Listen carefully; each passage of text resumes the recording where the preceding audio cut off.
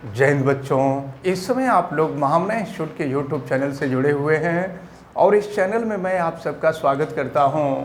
आज हम लोग क्लास 10th मैथमेटिक्स हिंदी माध्यम एनसीईआरटी बुक के अध्याय 4 द्विघात समीकरण यानी क्वाड्रेटिक इक्वेशन की प्रश्नावली 4.4 के क्वेश्चन नंबर 2 को देखने जा रहे हैं। क्वेश्चन नंबर 2 में दिया हुआ है, निम्न प्रत्येक द्विघात समीकरण में k का ऐसा मान ज्ञात कीजिए। k का मान ज्ञात करना है।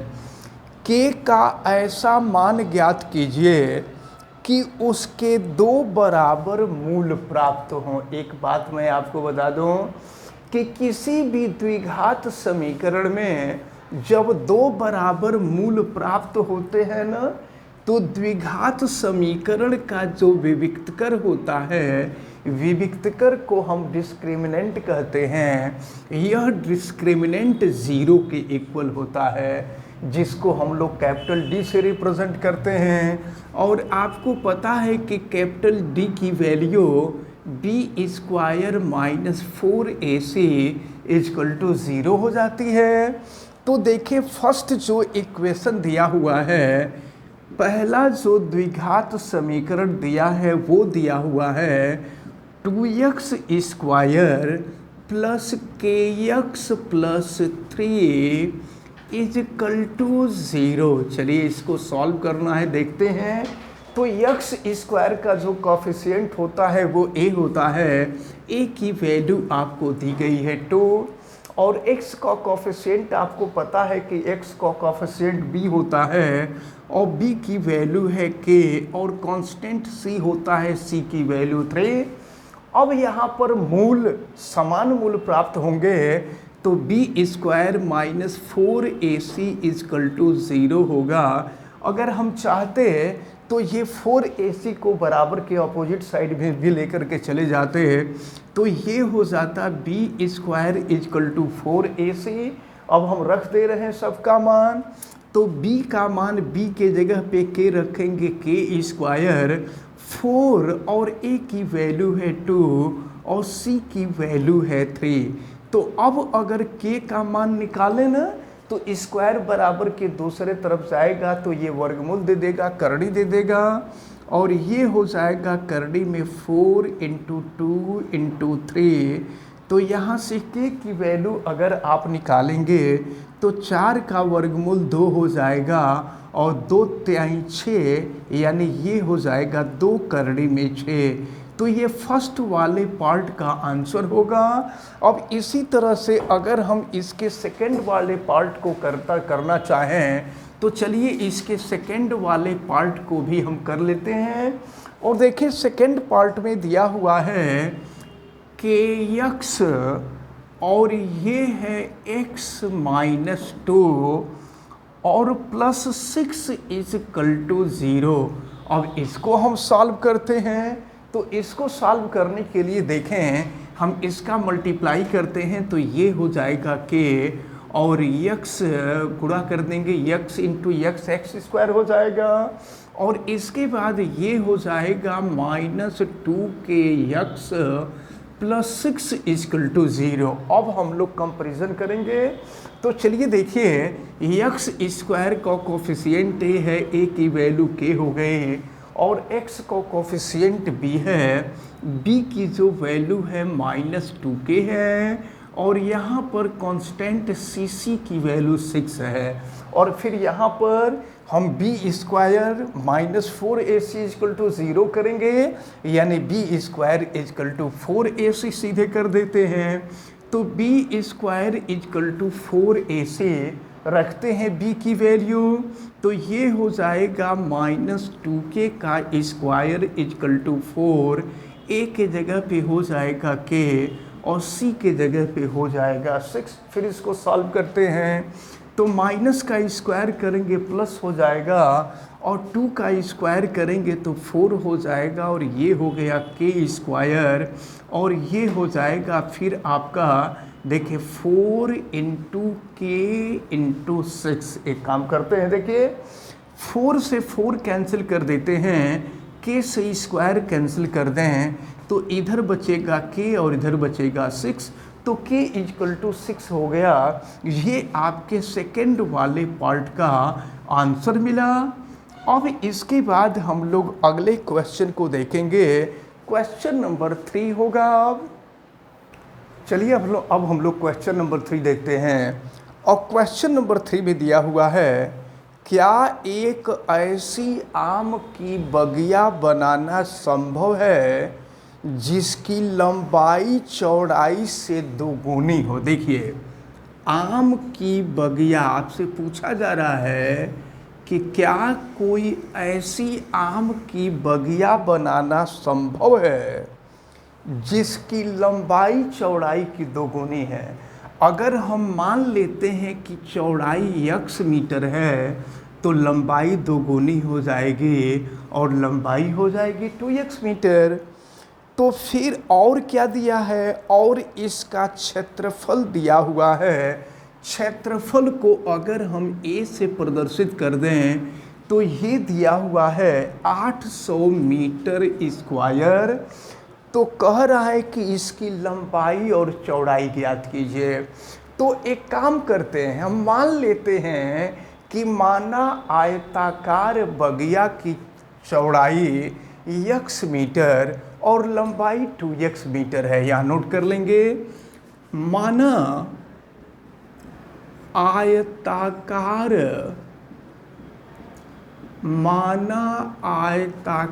बगिया, माना आयताकार बगिया की चौड़ाई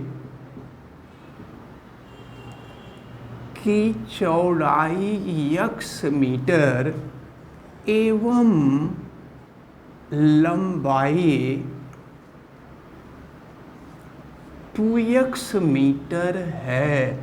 प्रश्न के अनुसार, प्रश्न में दिया है कि इसकी लंबाई चौड़ाई की दोगुनी है। अब ज़रा ध्यानपूर्वक देखें, अब क्षेत्रफल क्या होता है। तो ये आयताकार है और आपको पता है कि आयत का क्षेत्रफल बराबर लंबाई गुणे चौड़ाई होता है। तो लंबाई है x और चौड़ाई है 2x। तो क्षेत्रफल की जगह पे लंबाई गुणे चौड़ाई कर दिए और ये बराबर हो गया आपका 800। अब देखिए, x में x का गुणा करेंगे x स्क्वायर, 2 को हम बराबर के अपोजिट साइड में ले जाते हैं तो ये हो जाएगा 800 बटा में 2 से इसको कट कर देंगे तो ये हो जाएगा 400, यानी x स्क्वायर इक्वल टू 400। अब यहाँ से x का मान निकालें तो स्क्वायर बराबर के दूसरे तरफ जाएगा तो करड़ी हो जाएगा और यहाँ से x का मान निकालेंगे तो 20 हो जाएगा। यानी आयताकार बगिया की जो चौड़ाई है उसकी चौड़ाई हो गई 20 मीटर। तो लंबाई कितनी हो गई, लंबाई, तो अब लंबाई जो है 2x के बराबर है तो ये हो जाएगा 2 और x की वैल्यू है 20 इंटू 2 हो जाएगा 40 मीटर। तो आपसे यही पूछा जा रहा था कि क्या आयताकार, आपसे प्रश्न में यही पूछा जा रहा था कि क्या एक ऐसी आम की बगिया बनाना संभव है। तो ऐसी आम की बगिया बनाना संभव है जिसकी लंबाई जिसकी चौड़ाई 20 मीटर हो और लंबाई 40 मीटर हो। तो आप कह देंगे कि हाँ, ऐसा करना संभव है। चलिए अब हम लोग क्वेश्चन नंबर 4 को देखते हैं। क्वेश्चन नंबर 4 में दिया हुआ है, क्या निम्न स्थिति संभव है, यदि है तो उनकी वर्तमान आयु ज्ञात कीजिए। वर्तमान इस समय आयु क्या है ये ज्ञात कीजिए। 2 मित्रों के आयु का योग 20 वर्ष है। 2 मित्र हैं जिनके आयु का योग 20 वर्ष है। हम मान लेते हैं कि एक की उम्र x वर्ष है और दूसरे की उम्र y वर्ष है। तो लिखा जाएगा, माना एक मित्र की आयु यक्स वर्ष एवं दूसरे की आयु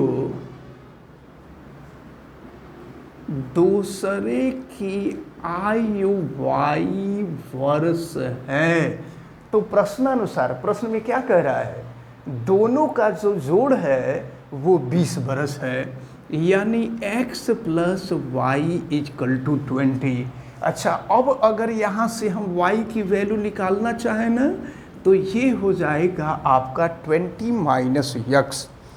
4 वर्ष पूर्व उनके आयु का गुणनफल। तो देखें 4 वर्ष पूर्व,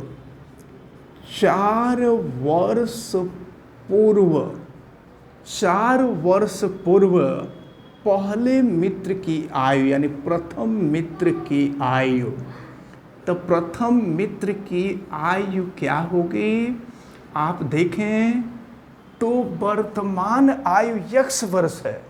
तो 4 साल पहले अगर हम जाएंगे तो 4 साल पहले क्या हो जाएगा, देखते हैं। तो 4 वर्ष पूर्व प्रथम मित्र की आयु से होगी, तो प्रथम मित्र की आयु x वर्ष है।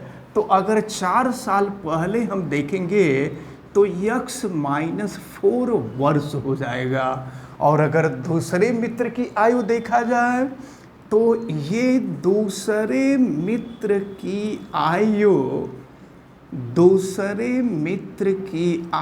अगर देखें तो दूसरे मित्र की आयु y है।